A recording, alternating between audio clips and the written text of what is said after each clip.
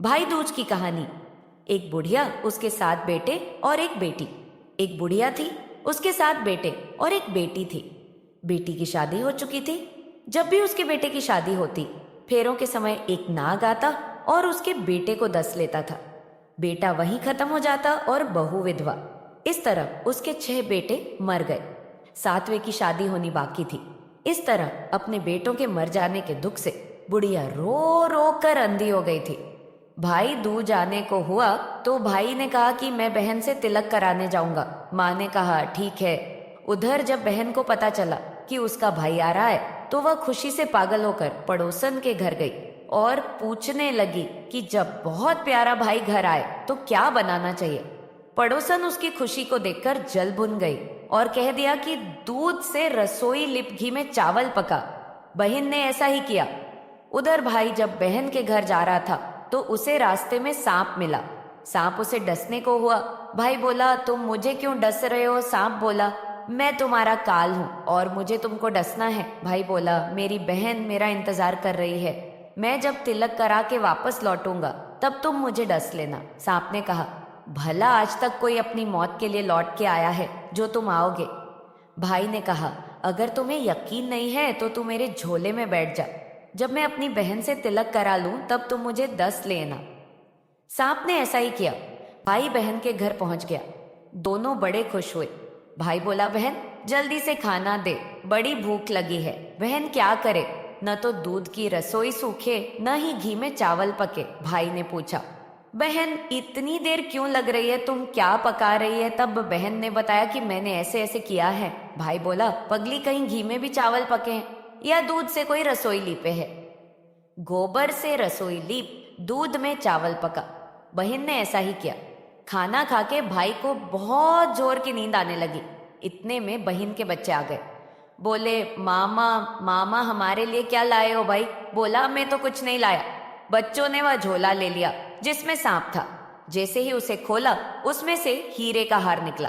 बहन ने कहा भैया तुमने बताया नहीं कि तुम मेरे लिए इतना सुंदर हार लाए हो। भाई बोला बहना तुझे पसंद है तो तुम ले लो, मुझे हार का क्या करना। अगले दिन भाई बोला अब मुझे जाना है, मेरे लिए खाना रख दे। बहन ने उसके लिए लड्डू बना के एक डब्बे में रख के दे दिए। भाई कुछ दूर जाकर थक कर एक पेड़ के नीचे सो गया। उधर बहन के बच्चों को जब भूख लगी तो माँ से कहा कि खाना दे दो। माँ ने कहा खाना अभी बनने में देर है।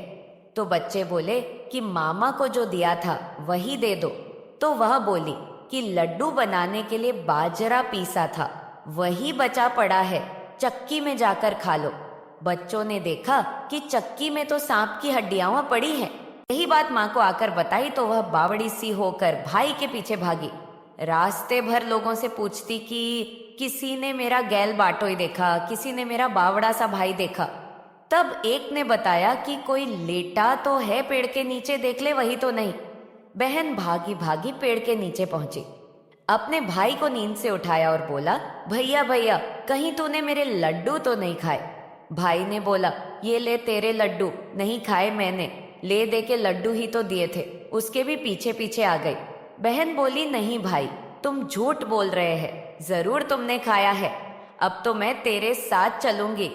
भाई बोला तुम ना मान रही है तो चल फिर।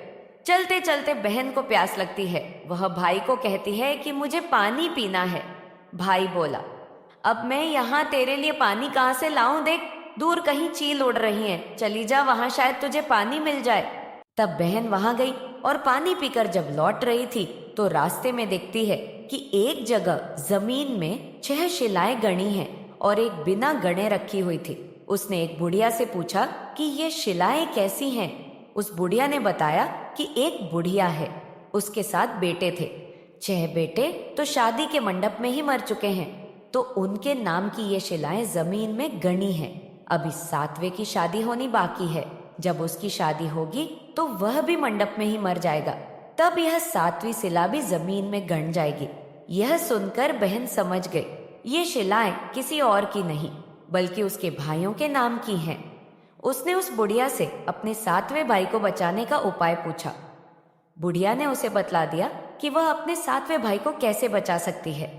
सब जानकर वह वहां से अपने बाल खोल करके पागलों की तरह अपने भाई को गालियां देती हुई चली।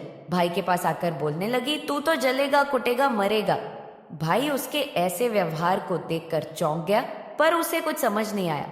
इसी तरह दोनों भाई बहन माँ के घर पहुंच गए। थोड़े समय के बाद भाई के लिए सगाई आने लगी। उसकी शादी तय हो गई। जब भाई को सेहरा पहनाने लगे तो वह बोली, इसको क्यों सेहरा बंधेगा, सेहारा तो मैं पहनूंगी, ये तो जलेगा, मरेगा। सब लोगों ने परेशान होकर सेहरा बहन को दे दिया।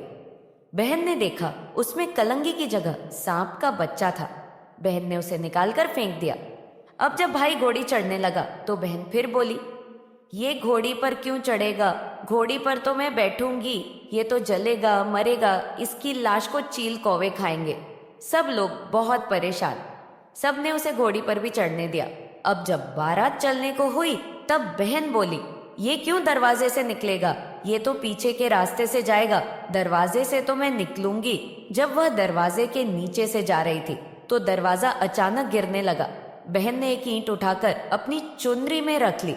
दरवाजा वहीं की वहीं रुक गया। सब लोगों को बड़ा अचंभा हुआ।